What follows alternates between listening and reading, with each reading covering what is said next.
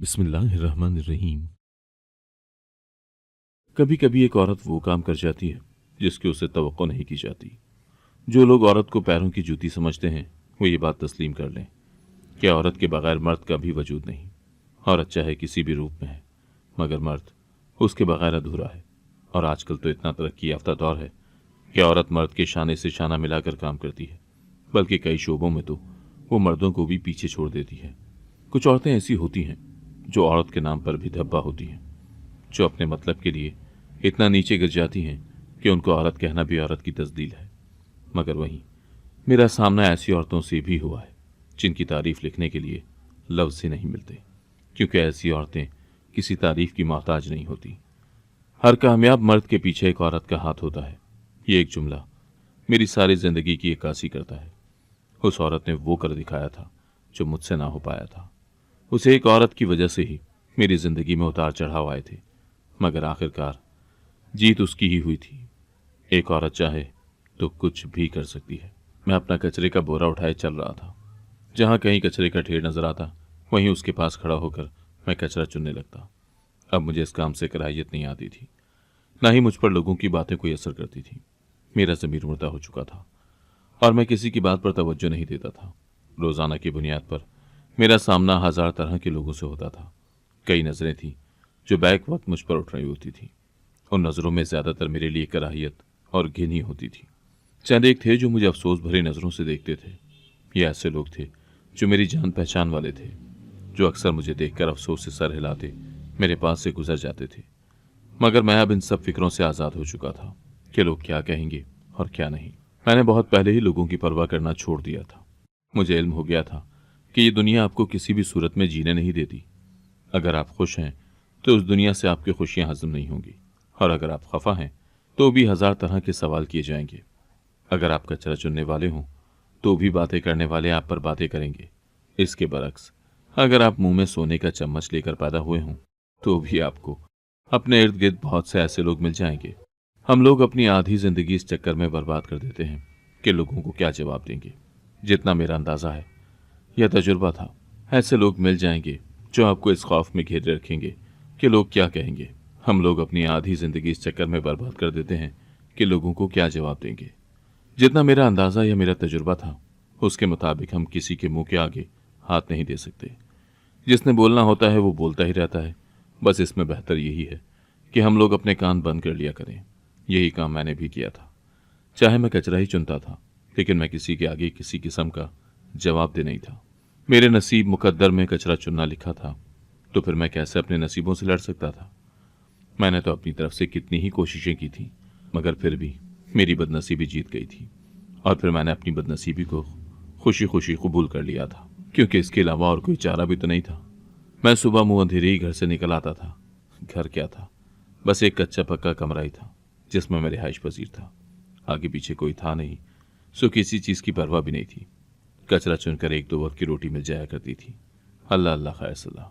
मेरा कौन था जिसके बारे में मैं सोचता या जिसके लिए फिक्र करता कि आज ज़्यादा कमाऊं। मैं जितना भी कमाता मुझे परवाह न थी। अगले दिन का मैंने कभी नहीं सोचा था कि क्या होगा और क्या नहीं। जिंदगी का क्या भरोसा था, आज है कल नहीं होगी। खाली हाथ मरा तो कम से कम अल्लाह को जवाब तो दे सकूंगा कि मैं ज़ख़ीरे अंदोज़ नहीं था। मैंने कभी कल का नहीं सोचा था और सब कुछ उसी पर छोड़ रखा था। बेशक वो बेहतर तदबीर करने वाला है। आज जब मैं घर से निकला तो सुबह ही सुबह मैंने अच्छा खासा काम कर लिया था। दिन चढ़ते वक्त तक अचानक ही मुझे छींकें और खांसी शुरू हो गई थी। छींक छींक कर मेरी हालत बुरी होने लगी थी। मैं सड़क के किनारे लगे एक बेंच पर बैठा अपना बोरा एक साइड पर रख दिया था ताकि कुछ देर के लिए धूप लगवा सकूं। आज मैं मामूल से थोड़ा ज़्यादा जल्दी ही निकल आया था। शायद इसी वजह से मुझे ठंड लग गई थी। अब मैं इंतज़ार कर रहा था कि कब छींकें रुकें और मैं जाकर नाश्ता करूं, क्योंकि छींकों की वजह से मेरी आंखों से पानी आना शुरू हो गया था। मैंने अपनी आंखें बंद की और बेंच की पुश से टिक लगाकर बैठ गया। अभी मुझे इस तरह बैठे कुछ ही देर गुजरी थी जब एक गार्ड घूमता हुआ इस तरफ आ निकला। उसने मुझे कॉलर से पकड़कर बेंच से नीचे उठाकर फेंका था और इसके साथ ही मेरा बोरा भी उठाकर सड़क की तरफ उछाला था। उससे सारा सामान निकलकर रोड पर बिखर गया था। मैं बहुत जोर से नीचे आन गिरा था। वो गार्ड मेरी तरफ हकारत भरी नजरों से देख रहा था। उसने मुझे देखकर एक तरफ थूका और गाली देकर कहने लगा, तुम कचरा चुनने वालों की इतनी औकात कि तुम लोग इन बेंचों पर आकर आराम फरमाओ। तुम लोगों के बाप ने लगा कर दिए हैं क्या? चलो उठो यहाँ से और दफा हो जाओ। ये बेंच पब्लिक की सहूलत के लिए लगाए गए हैं। तुम नीचों का यहाँ कोई काम नहीं। तुम्हारी औकात खाक पर ही है, उसी पर रहा करो। मैं उसकी बात का कोई भी जवाब दिए बगैर उठकर अपने कपड़े झाड़े थे और फिर रोड पर बिखरी चीजें समेटकर फिर से अपने बोरे में डाली थी और अपना बोरा उठाकर वहां से चलता बना था। अभी मैं कुछ आगे ही गया था जब मुझे रोड की एक तरफ ब्लैक लैंड क्रूजर खड़ी दिखाई दे रही थी। उसकी ड्राइविंग सीट का शीशा उतरा हुआ था। उसके अंदर बैठा शख्स तमस्खुर उड़ाती नजरों से मुझे देख रहा था। अभी कुछ देर पहले होने वाला सुलूक देख चुका था। मैं एकदम से सारा मामला समझ गया था। ये सारा किया कराया उसी का था। उसने ही मुझे ये सब तकलीफ देने के लिए करवाया था और मैं जानता था कि उसने इस सब के बदले उस गार्ड को मोटी सी रकम थमाई होगी, जो उस शख्स की पुरानी आदत थी। मैंने अफसोस भरी नजरों से उस शख्स को देखा था। मुझे नीचे दिखाने के लिए वो कैसे कैसे ओछे हथकंडे इस्तेमाल कर रहा था। मुझे उसकी कम अकली और घटिया सोच पर दुख हुआ था। मैंने अपनी नजरें फेर ली थी और अपने रास्ते पर चल पड़ा था ताकि किसी जगह जाकर नाश्ता कर सकूं। चीखें तो खुद ब खुद ही रुक गई थी। शायद वो मेरी जलालत का सबब बनने ही आई थी। खैर, थोड़ी देर के बाद मैं एक कबाड़िए की दुकान के आगे खड़ा था, जहां मैंने अपना बोरा उल्टा करके झाड़ा था और फिर नीचे बैठकर उससे रद्दी, प्लास्टिक, लोहा, तीनों चीजें अलग अलग ही की थी और फिर तीनों चीजें अलग अलग तोली गई। कबाड़ी ने तीनों चीजों के 1450 रुपए मेरे हाथ में रखे थे। मैंने पैसे लेकर जेब में डाले। अब मेरा रुख मखसूस नान चने वाली रेड़ी की तरफ था। मुझे देखते ही उसने मुझे सलाम किया। मैंने मुस्कुराकर उसके सलाम का जवाब दिया और वहीं उससे पानी लेकर अपने हाथ मुंह धोए थे। उसने मेरे लिए कुर्सी साफ करके रखी और मेरे लिए मेरा स्पेशल नाश्ता लाया गया। जितनी देर मैं नाश्ता करता रहा वो मेरे सामने ही बैठा रहा था और गौर से मेरे चेहरे की तरफ देखता रहा था। मैंने नाश्ता खत्म किया और फिर उसकी जानिब देखा तो वो अपनी नजरें झुका गया था। मैंने उससे पूछा कि क्या हुआ है, ऐसे क्या देख रहे हो? तो वो कहने लगा, मैं देख रहा हूं कि जिंदगी कैसे कैसे इम्तहान लेती है। उसकी बात सुनकर मैं मुस्कुरा उठा था। मैंने उससे कहा, जिंदगी जो भी इम्तहान ले, लेकिन देखो, मैंने अब तक तुम्हारा साथ नहीं छोड़ा। मैं अब तक तुम्हारे साथ हूं और हमेशा तुम्हारे साथ ही रहूंगा। कहते साथ ही मैं अपनी जगह से उठ खड़ा हुआ था और अपने कंधे पर पड़े रुमाल से अपने हाथ पहुंचे थे और फिर जेब में हाथ डालकर 200 रुपये निकाले और उसके हाथ पर रख दिए। उसने एहतजाज करना चाहा था, मगर मैं उसके किसी भी एहतजाज को खातिर में न लाया और वहां से निकल आया। पीछे वो लाख दुहाइयां देता रहा कि सिर्फ 180 रुपये बनते हैं, लेकिन मैंने उसे कहा कि वो 20 रुपये जमा कर ले। किसी दिन अगर पैसे न हुए तो ये जमाशुदा काम आ जाएंगे। मैं हर रोज ऐसे ही करता था। रोजाना 20 रुपये उसको इजाफी दिया करता था। मैं बोरा उठाकर अब कमरे में आ गया था। अब जब तक मेरे पास ये 1200 रुपये थे, मैंने बिस्तर से नहीं हिला था। मैं घर आते ही बिस्तर पर लंबी तान कर पुरसुकून नींद सो गया था। शाम के किसी पहर में मेरी आंख खुली थी। मगरिब से कुछ देर पहले काम का वक्त था। मैं उठा, नहाया धोया और फिर कमरे से बाहर निकल गया। मेरा इरादा किसी अच्छे होटल पर जाकर कुछ अच्छा सा खाने का था, मगर बड़े बड़े होटलों में मेरे जैसे कचरा चुनने वालों की जगह कहाँ होती है। मैं दिल महसूस कर रह गया था। एक ही तो काम था मेरा जिसमें मैंने कभी कोई कॉम्प्रोमाइज़ नहीं किया था, और वो था खाना। खाने के मामले में मैं बहुत ही मयारी आदमी था। हमेशा वो चीज़ खाता था जो दिल करता था। आज तक कभी ऐसा नहीं हुआ था कि मेरे दिल में किसी चीज़ का ख्याल आया हो और मैंने उस चीज़ के अलावा कोई और चीज़ खा ली हो। अभी भी मेरा दिल तंदूरी चिकन खाने का था, मगर रेस्टोरेंट में तो दाखला बंद था। इसीलिए मैं एक ढाबे पर आ गया और तंदूरी चिकन का ऑर्डर देकर बैठ गया था। इसी दौरान मेरे टेबल पर बिल्कुल मेरे सामने एक सूटेड बूटेड शख्स आकर बैठा था। वो काफ़ी अमीर कबीर और दौलत जायदाद वाला करोड़पति आदमी दिखाई देता था। ढाबे के बाहर उसकी 4 से 5 आलीशान गाड़ियां खड़ी थीं। इसके साथ साथ उसके इर्द गिर्द उसके गार्ड्स का हजूम भी था। उसके गार्ड्स को देखते ही मैं वहां से उठकर जाने लगा था, क्योंकि उन गार्ड्स को मैं पिछले कई दिनों से देख रहा था। मैं जहां कहीं भी होता, ये नामहसूस से अंदाज में मेरे इर्द गिर्द रहते थे।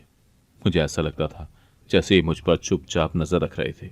न जाने उनका क्या मकसद था और वो लोग ये किसके कहने पर कर रहे थे। मैं अभी अपनी जगह से उठा ही था जब उस आदमी की आवाज़ मेरे कानों में पड़ी, पर खुरदार, 1 मिनट ठहरो, तुमसे कुछ बात करनी है। मैंने मुड़कर अपने इर्द गिर्द देखा था, मगर वो मुझसे ही मुखातिब था। मुझे उसका लहजा कुछ हजम नहीं हुआ था। वो मुझसे इंतहाई मीठे लहजे में बात कर रहा था। न जाने क्या सोचकर मैं उसके सामने बैठ गया। इतनी देर में वेटर मेरा ऑर्डर ले आया था।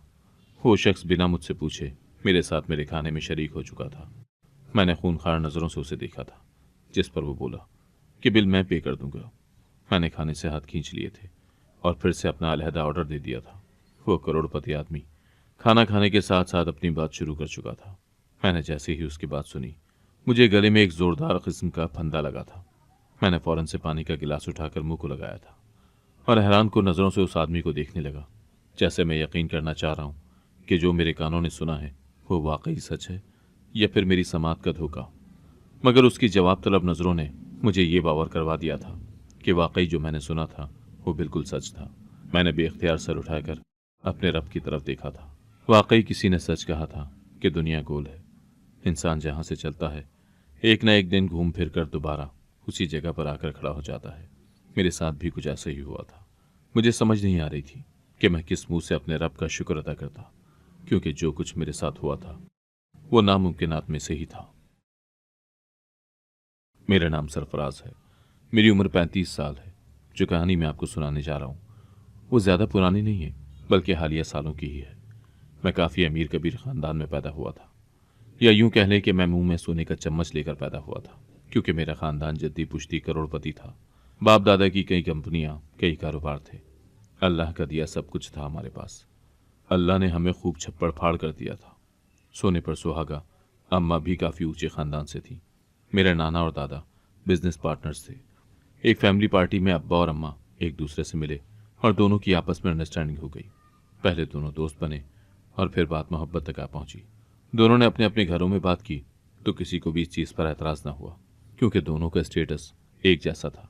बल्कि इस रिश्तेदारी के बाद तो और भी मजबूत हो गया था। अब्बा के अलावा दो छोटे भाई थे। उनकी शादियां भी यूं ही हाई क्लास खानदानों में ही हुई थी। गर्ज के पूरे का पूरा खानदान ही पैसे वाला था। मेरे एक चचा की दो बेटियां थीं जो मुझसे बिलतरतीब 4 और 5 साल छोटी थी, जबकि दूसरे चचा की एक ही बेटी थी और एक बेटा था। बेटा मुझसे 7 साल छोटा था और बेटी की उम्र में भी सिर्फ 3 साल का ही फर्क था। हम लोग एक ही घर में रहते थे। सब में बहुत इत्तेफाक और मोहब्बत था। सब लोग खुले डुले जहनों के मालिक थे, जिसे ओपन माइंडेड भी कहा जाता था। मैं इकलौता था। मेरा कोई बहन भाई नहीं था। दूसरा इस करोड़पति खानदान का पहला वारिस था, इसीलिए सबको मुझसे खास उनसियत थी। ग्रेजुएशन के बाद मैं मजीद पढ़ाई के लिए अमेरिका चला गया था। अभी मुझे अमेरिका से आए 1.5 ही साल हुआ था, जब छोटे चचा की बेटी आलिया भी मेरे पीछे पीछे अमेरिका पहुंच आई। मैं नहीं जानता था कि घर वालों के दरमियान कौन सी खिचड़ी पक रही थी। मैं इस बात से अनजान था। उस वक्त मेरा दिमाग किसी भी खुराफात में न पड़ा था। मेरा सारा का सारा ध्यान अपनी पढ़ाई पर था। जब एक दिन मेरी जिंदगी में बौछाल सा आ गया। आलिया उसी यूनिवर्सिटी में पढ़ती थी जिसमें मैं पढ़ता था। मुझे आज भी वो स्याह दिन अच्छी तरह याद है, जिस दिन से मेरी बदनसीबी का आगाज हुआ था। वो दिन मेरी सालगिरह का दिन था। मैं यूनिवर्सिटी पहुंचा तो मेरे दोस्तों ने मेरे लिए सालगिरह की पार्टी रखी थी।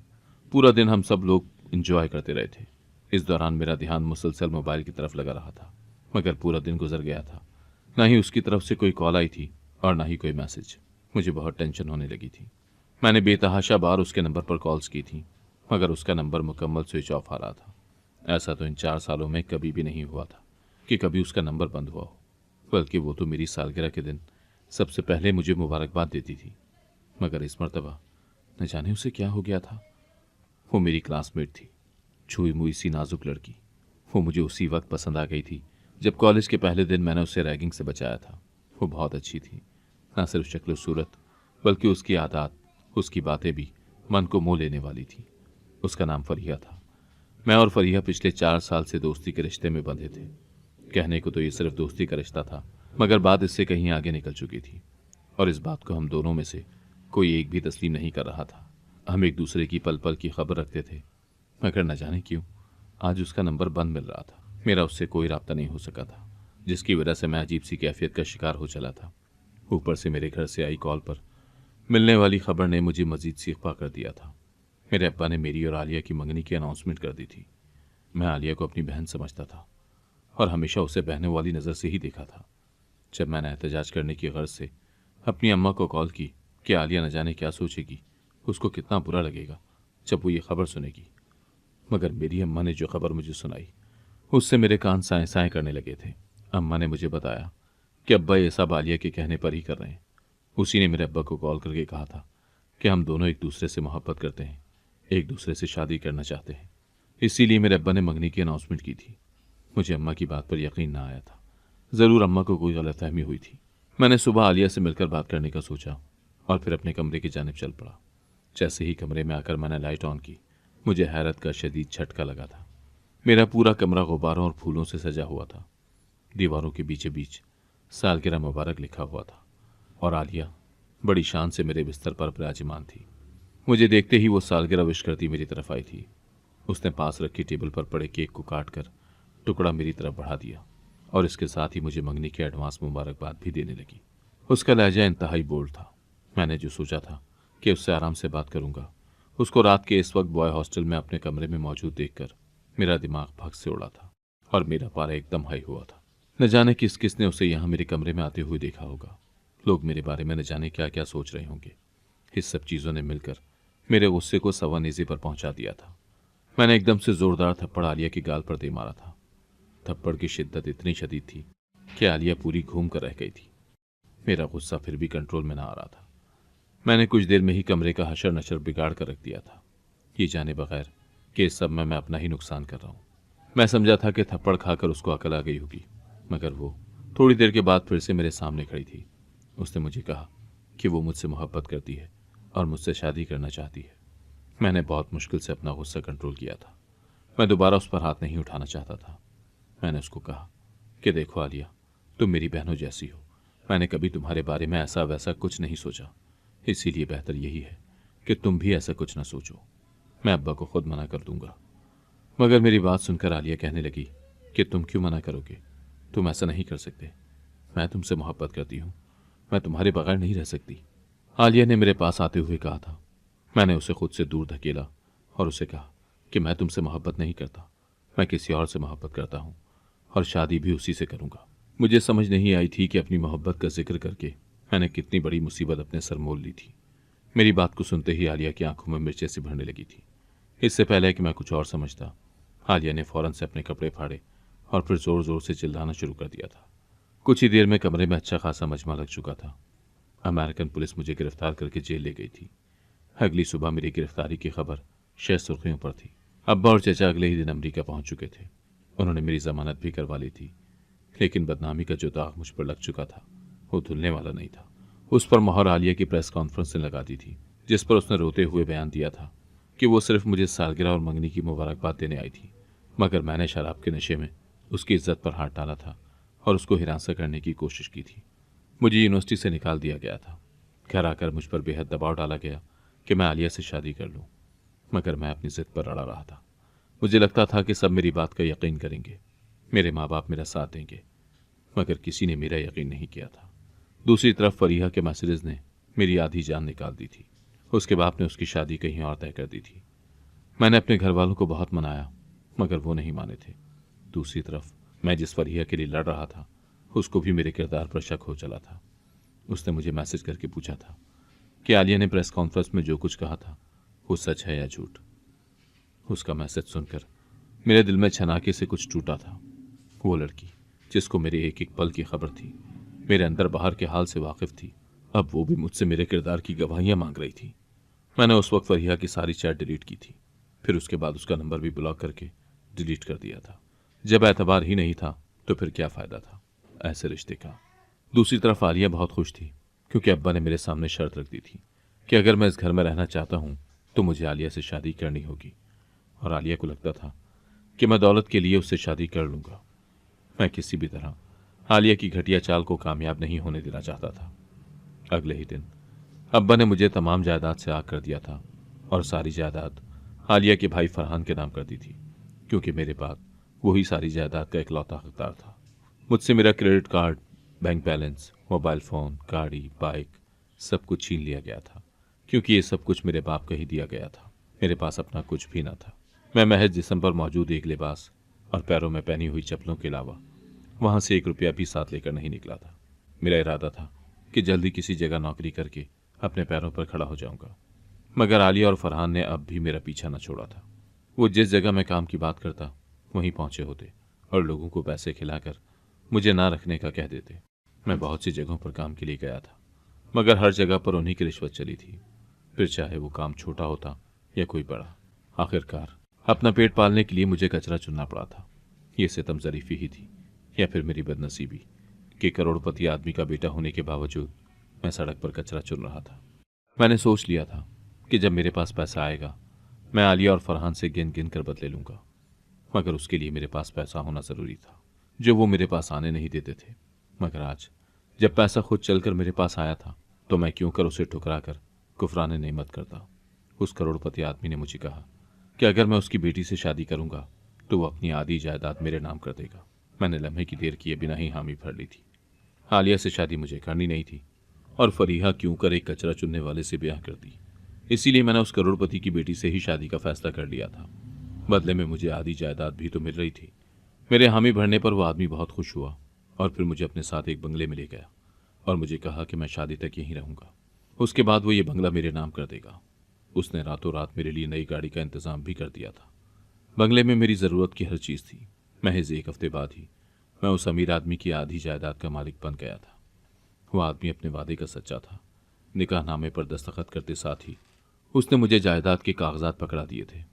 मैं बहुत खुश हुआ था जायदाद के कागज़ लेकर। मैं कमरे में दाखिल हुआ, मगर जो ही मेरी नज़र अपनी बीवी पर पड़ी, मेरे पैरों तले से ज़मीन निकल गई थी। मुझे अपनी आंखों पर यकीन ना आया था कि मेरे साथ ये क्या हुआ है। मैं उल्टे पैर कमरे से बाहर निकलने लगा जब वो उठी और एकदम से मेरे पैरों में बैठकर मुझसे माफ़ी मांगने लगी। वो बहुत ज़्यादा रो रही थी। मुझसे बर्दाश्त नहीं हुआ तो मैंने नीचे झुककर उसे पैरों से उठाकर गले से लगा लिया। रोते रोते उसकी हिचकियाँ बंध गई थी, जो मुझे तकलीफ़ दे रही थी। मुझे उसका अपने पैरों पर बैठना बहुत तकलीफ़ दे रहा था, क्योंकि मेरे पैरों पर बैठी ये लड़की और कोई नहीं बल्कि मेरी मोहब्बत फरीहा थी, जो उस करोड़पति आदमी की इकलौती बेटी थी। फरीहा ने मुझे बताया कि उसने अपनी शादी के दिन खुदकुशी कर ली थी। उसकी जान बहुत मुश्किल से बचाई गई थी। उसका बाप और मेरा बाप आपस में एक दूसरे के हरीफ थे, इसीलिए उसका बाप नहीं चाहता था कि उसकी शादी मुझसे हो।